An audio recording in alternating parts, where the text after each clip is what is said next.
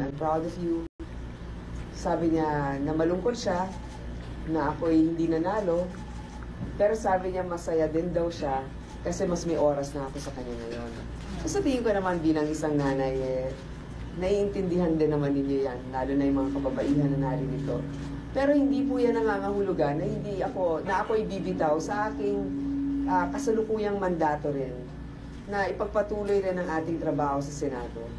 Bakit sana kayo pumalik sa Senate with yung senators in leadership? Siyempre, iba naman din ngayon ang ating mga kasama. May mga iba na tumatakbo, nakakilala ko rin naman noon. Meron akong mga ibang kinalulungkot na gusto ko sanang masama pa sa Magic 12.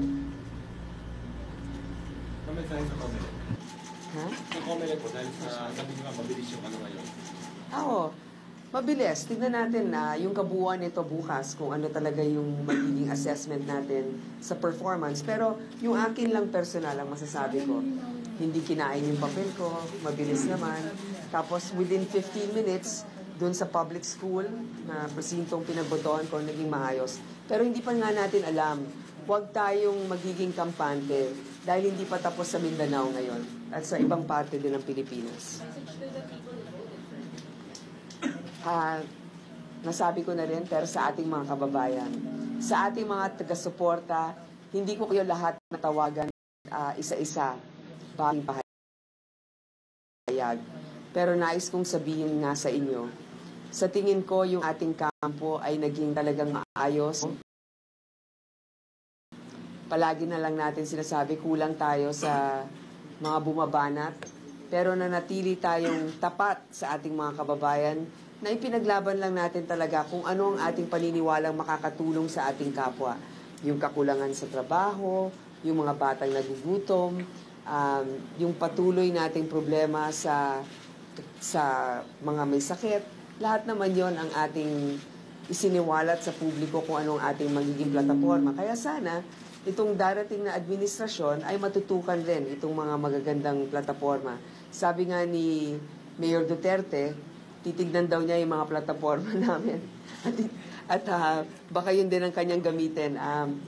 Masasabi ko naman din sa kanila na ito'y pinag-aralan namin mabuti. Sana magamit ang ilan dito.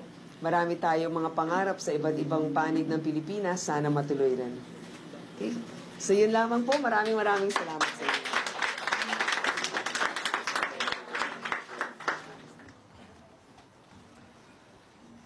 At yan po mga kapatid, ang pagtatapos po ng nangyaring press conference na ipinatawag nga po ni Senator Grace Poe. Malinaw po, inuulit natin sa mga ngayon lang po tututok na nag-concede na po si Senator Grace Poe kay Mayor Digong Duterte. Yung kanyang pagbibigay daan. Pagbibigay daan. And a very graceful manner as well. Yes.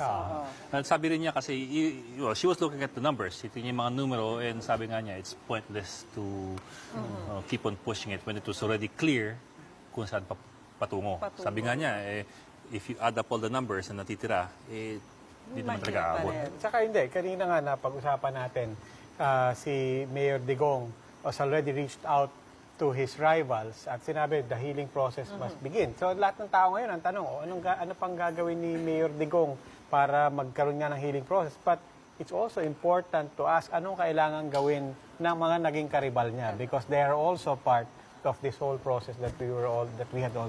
So ang magic question ngayon anong sasabihin ni Marojas? Tignan natin. Kung kailan niya sasabihin? Nagkaroon siya ng